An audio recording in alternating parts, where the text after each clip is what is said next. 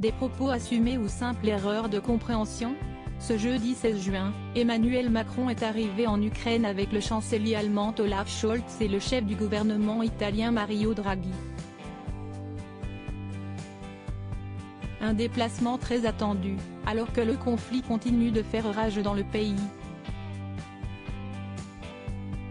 Les trois dirigeants ont notamment parcouru les rues détruites d'Irpin, au nord-ouest du pays. La ville, située juste à côté de Boutcha, a été le théâtre de violents affrontements entre Ukrainiens et Russes dans les premiers jours de l'invasion russe fin février.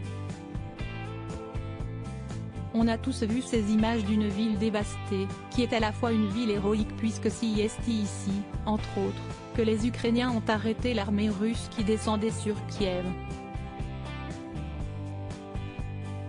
Donc il faut se représenter l'héroïsme de l'armée, mais aussi de la population ukrainienne, a déclaré Emmanuel Macron, avant d'ajouter, il faut que l'Ukraine puisse résister et l'emporter. Les trois hommes, accompagnés du président roumain, Klaus Iohannis, se sont ensuite rendus au palais Mariinsky, dans le centre de Kiev, pour rencontrer Volodymyr Zelensky. Catherine Colonna, CST. Une journée très importante pour l'Ukraine. Pour ce déplacement en Ukraine, Emmanuel Macron était également accompagné de sa ministre des Affaires étrangères, Catherine Colonna.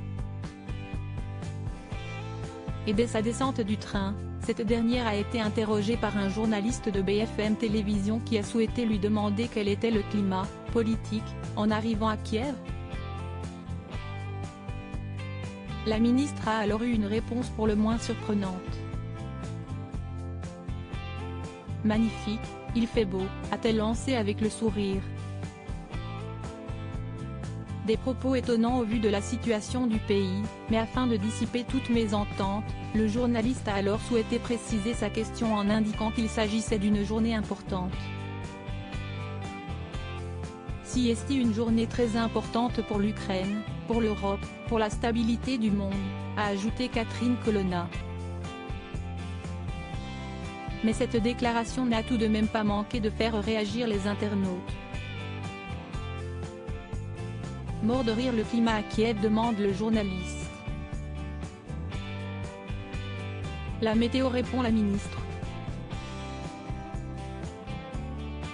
Ils réussissent à chaque fois à se surpasser, elle a le niveau pour remplacer Evelyne Delia dès la semaine prochaine, pouvait-on par exemple lire sur Twitter.